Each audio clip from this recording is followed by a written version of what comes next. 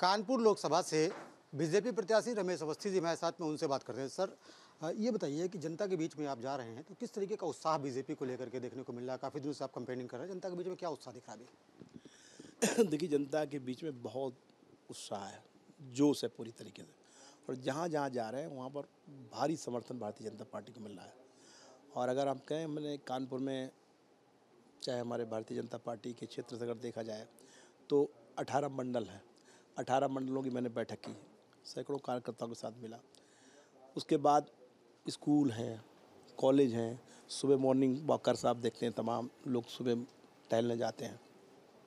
Factory area है, वहाँ मैं गया। LIC बिल्डिंग्स हैं और जो ऑफिसेस हैं वहाँ भी गया।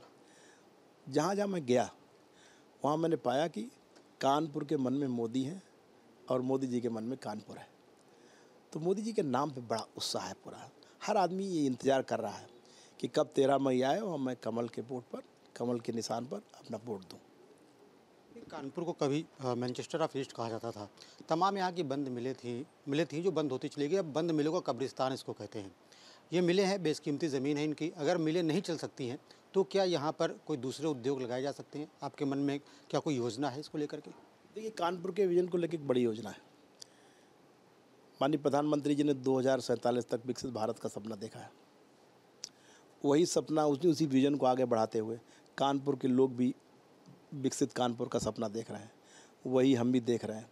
तो हमारा माननीय प्रधानमंत्री का जो विज़न है विकसित भारत का, उसी विज़न के साथ आगे बढ़ाते हुए कानपुर को हम लोग विकास का संपूर्ण मॉडल हम लोग तैयार कर रहे हैं। हमें चाहते हैं कानपुर का पुराना गौरव, पुराना वैभव वापस हो। कानपुर कभी, जैसा कि आपने कहा, भारत की मैनचेस्टर कहता था। कानपुर देश के 5 बड़े शहरों में शुमार था। लोग कहते थे, कानपुर के रहने वाले तो अपने को आपको गौरवान्वित महसूस करते थे। चर्चा होती थी कानपुर की। आज उसका, कानपुर ने अंग्रेज़ों के शासनकाल से लेकर अब तक कानपुर ने वो नहीं पाया जो कानपुर हकदार था जिसका। हाँ, ये ज़रूर है कि जब से भारतीय जनता पार्टी की सरकार बनी है केंद्र में और प्रदेश में, तब से कानपुर के विकास की गति का पहिया आगे बढ़ा है। इसी विकास के पहिए की गति को हमें आगे बढ़ाना है। मैं चाहता हूँ कि कानपुर का विकास जो भी हो वो कानपुर के लोगों के द्वारा हो। द्वारा मतलब कानपुर के लोग क्या चाहते हैं, कि वो भविष्य का कानपुर कैसा चाहते हैं। हम उनसे सुझाव मांगेंगे कि आप भविष्य के कानपुर को कैसा चाहते हैं। मेरा मानना है कि कानपुर में सिर्फ औद्योगिक, आप बात कर रहे हैं, सिर्फ औद्योगिक से पूरा विकास, संपूर्ण विकास नहीं कहलाता। अगर कोई भी विकसित शहर है, उसमें चाहे वहाँ का शिक्षा हो, मेडिकल हो, पानी, बिजली, सड़क, फ्लाईओवर और औद्योगिक, इस संपूर्ण एक विकास का ढांचा तैयार हो और कानपुर के लोग उसमें अपनी राय दें। मैं भविष्य में एक टोल फ्री नंबर भी जारी करूंगा जिसमें सब लोग अपनी राय दें। उसके आधार पर कानपुर के विकास का मॉडल तैयार किया जाएगा और उस विकास के मॉडल को मैं और हमारे जनप्रतिनिधि सभी माननीय प्रधानमंत्री से लेकर उनसे मिलेंगे, माननीय मुख्यमंत्री से मिलेंगे और जो भी विकास का मॉडल कानपुर के लोग बनाएंगे, मुझे पूरी उम्मीद है कि माननीय प्रधानमंत्री जी, माननीय मुख्यमंत्री जी उसको स्वीकृति देंगे। क्योंकि माननीय प्रधानमंत्री जी, माननीय मुख्यमंत्री जी दोनों चाहते हैं कि कानपुर का पुराना गौरव और पुराना वैभव वापस हो। तभी आपने देखा पिछले दिनों माननीय डिप्टी CM हमारे ब्रजेश पाठक जी आए, जो घोषणा पत्र भारतीय जनता पार्टी ने जारी किया था। उसके बाद एक प्रेस कॉन्फ्रेंस हुई थी, उसमें उन्होंने साफ कहा कि कानपुर भविष्य में वर्ल्ड सिटी बनने जा रहा है। तो कहीं न कहीं ये सरकार की मंशा है, उनका ये व्यक्तिगत बयान नहीं है, ये उनका ऑफिशियल बयान है। तो कानपुर भविष्य में आप कानपुर की आपको बदली तस्वीर नज़र आएगी, ये मैं आपको भरोसा दिलाना चाहता हूँ। कानपुर को आपने बताया कि भारत के 5 प्रमुख शहरों में शुमार किया जाता था, ट्रेड का बड़ा सेंटर था, बड़ा राजस्व यहाँ से अभी भी जाता है। तो ऐसे में लापरवाही कहाँ पर हो गई? क्या मानते हैं जो पिछली सरकारें थी वहाँ पर क्या लापरवाही की गई जिसकी वजह से कानपुर बिछड़ता चला गया? कोई विजन नहीं। पिछली सरकारों में आप देखिए, 2014 से पहले कोई विजन था? उनको सिर्फ अपनी राजनीतिक रोटियां सेकने के लिए, उनको राजनीतिक फ़ायदा कहाँ पे होना है। भ्रष्टाचार, गुंडागर्दी, पूरा उगाही, इन सब से जब फुर्सत मिले तब तो आप किसी चीज़ के लिए सोचेंगे। आप चाहे प्रदेश सरकार रह रही हूँ, चाहे केंद्र की सरकार रही हूँ, भ्रष्टाचार का बोलबाला रहा। कोई विज़न नहीं था कि हम कानपुर के लिए क्या सोचेंगे। उसी का नतीजा रहा कि कानपुर में कोई विकास नहीं हो पाया। वरना कानपुर के विकास के लिए, आज कानपुर में जो विकास हुआ जब से डबल इंजन की सरकार आई, ये विकास पहले भी होता था, क्यों नहीं हुआ? विजन की बात होती। आज माननीय प्रधानमंत्री देश के माननीय नरेंद्र मोदी जी हैं, इससे पहले भी लोग प्रधानमंत्री हुए थे। हम सब लोगों ने सपना देखा था कि अभी राम मंदिर बने, क्यों नहीं बना? कि उस समय माननीय प्रधानमंत्री नरेंद्र मोदी जैसे लोग नहीं थे, नेता नहीं थे। नहीं, उस समय राम मंदिर का निर्माण हो गया होता। हमारे जो पुरखों ने सपना देखा था, आज वो सपना देखते देखते स्वर्ग सिधार गए, उनका सपना पूरा हो गया होता। हमने सपना देखा कि 1947 के बाद 370 समाप्त हो, लेकिन उस समय तुष्टीकरण की राजनीति करने वाली सरकारों ने कुछ नहीं किया। डरते थे कि अरे ये ख़त्म हो जाएगा तो ये हो जाएगा। आतंकवादी अलगाववादी धमकियाँ देते थे कि अगर धारा 370 समाप्त हो गई तो यहाँ खून की नदियाँ बह जाएंगी। आज देखिए कश्मीर जाइए आप, जहाँ वो खून की नदियाँ बहाने की बात करते हैं, वह शानदार तिरंगा लहरा रहा। तो विजन की बात होती है, सोच। जो माननीय प्रधानमंत्री जी की जो विजन है, सोच है, दृढ़ शक्ति, पक्का इरादा है कि उन्हें ये करना है तो करना है। जो भी चीज़ जनहित में होगी, चाहे सनातन हित में होगी, वो करते हैं। अगर उस सोच के लोग पहले भी होते तो ऐसा नहीं, यही सिस्टम था, यही सब चीज़ें थी, वो भी कर सकते थे। तो आज उनके पास विजन नहीं था, इसलिए कानपुर का विकास नहीं हो पाया। आज हमारे माननीय मुख्यमंत्री जी सोचते हैं कि कानपुर का विकास हो, तमाम, चाहे मेट्रो हो या और चीज़ें हों, तमाम उन्होंने कराई हो, आगे प्रस्तावित है, उन्हीं को हम लोगों को आगे बढ़ाना है। और मैंने जैसे पहले भी कहा, आपको देखेंगे, बहुत जल्दी देखेंगे कानपुर का विकास। तो सिर्फ विजन की कमी थी, क्योंकि उनको सिर्फ अपने से मतलब था, बाकी और कानपुर वालियों से नहीं मतलब था। अब माननीय प्रधानमंत्री जी के नेतृत्व में कानपुर का विकास होगा, ऐसा मैं आपसे। राम मंदिर की आपने बात कही, राम मंदिर बन करके तैयार हो गया, हिंदू गौरव का प्रतीक है राम मंदिर, और बीजेपी के पक्ष में कहीं ना कहीं माहौल भी राम मंदिर की वजह से बनता हुआ दिख रहा है। कानपुर की अगर बात की जाए तो कानपुर की पहचान औद्योगिक नगरी के साथ साथ पौराणिक नगरी के रूप में भी है। यहाँ पर रामायण काल से भी प्रसंग यहाँ से जुड़ते हैं, तमाम स्थल यहाँ पर हैं, लेकिन उनकी स्थिति बहुत अच्छी नहीं। काफ़ी समय से रामायण सर्किट से इसको जोड़ने की मांग की जा रही थी।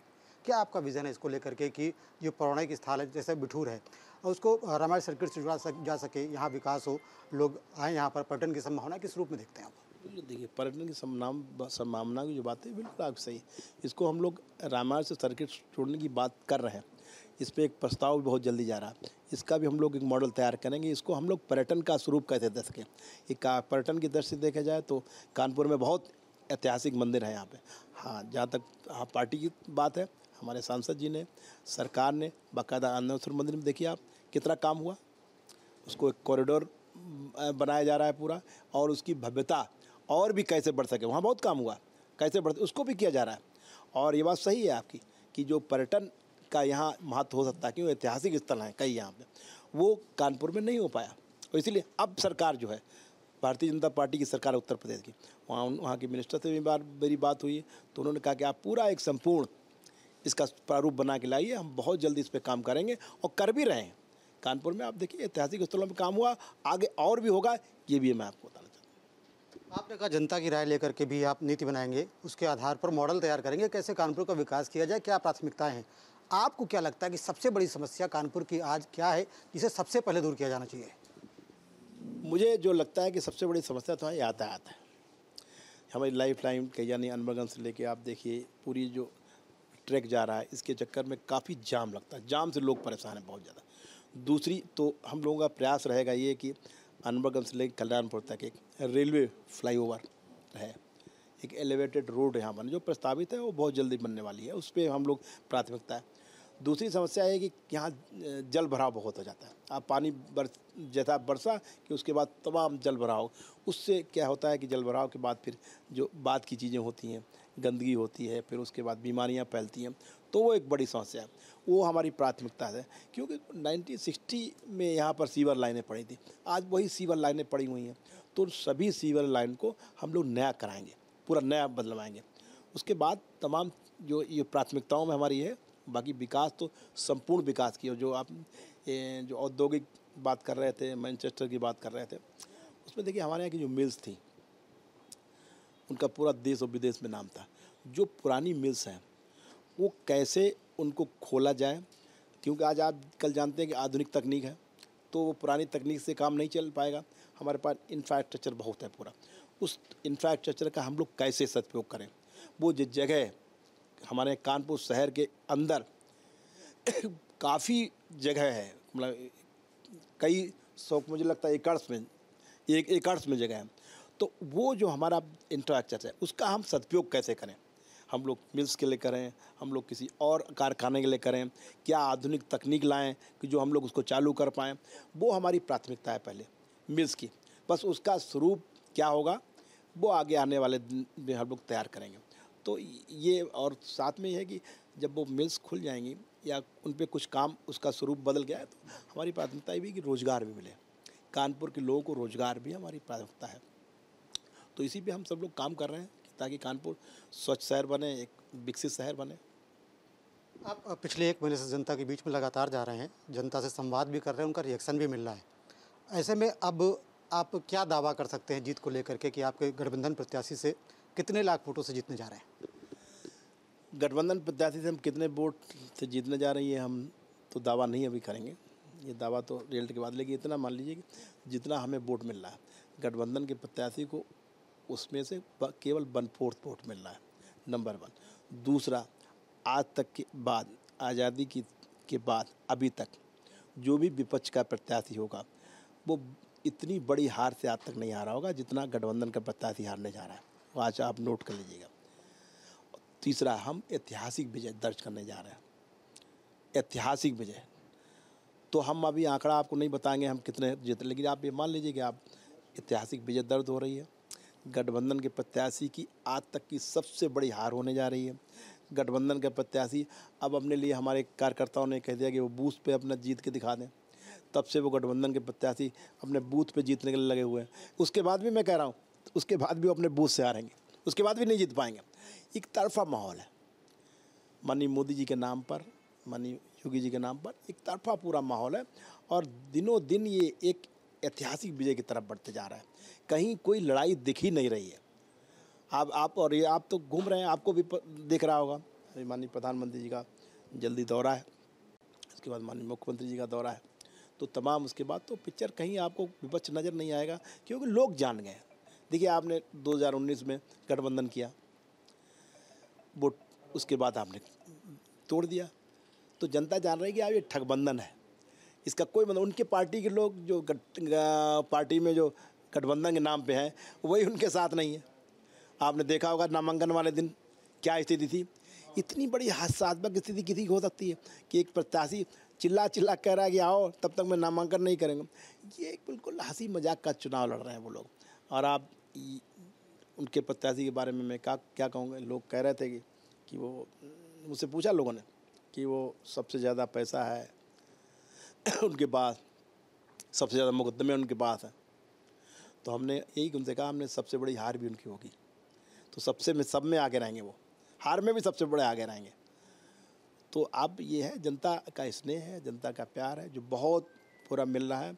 और पार्टी का हमारा संगठन, उसको भी मैं धन्यवाद देना चाहता हूँ। अपने सभी कार्यकर्ताओं को भी धन्यवाद देना चाहता हूँ कि जब से मेरा टिकट घोषित हुआ तब से सभी कार्यकर्ता पूरे तन मन के साथ, पूरा संगठन तन मन धन के साथ ऐसे लड़ रहा है जैसे हर कार्यकर्ता रमेश अवस्थी हो। रमेश अवस्थी बन के हर कार्यकर्ता चुनाव लड़ रहा है। तो ऐसी स्थिति में पूरा एक तरफा माहौल बना है। और बाकी आप देखेंगे हम सब लोग मिलजुल के कानपुर का विकास जो हमारा एजेंडा है उसको पूरा करेंगे। तो रमेश अवस्थी जी अपनी जीत को लेकर के पूरी तरीके से आश्वस्त है। वहीं कानपुर के विकास को लेकर के उनके पास विज़न भी है। उनका कहना है कि जिस तरीके से मैनचेस्टर ऑफ ईस्ट कहलाता था कभी कानपुर, तो यहाँ की बंद पड़ी हुई मिलों का सदुपयोग किया जाएगा। वहाँ पर ऐसे उद्योग लगाए जाएंगे जो मौजूदा वक्त में काम कर सकें, मौजूदा तकनीक के हिसाब से काम कर सकें। ऐसे में कानपुर के लोगों को रोज़गार भी मिलेगा और उनकी तमाम समस्याएँ भी दूर हो सकेंगी। वीडियो जर्नलिस्ट अमित सिंह के साथ श्याम तिवारी, न्यूज़ स्टेट कानपुर।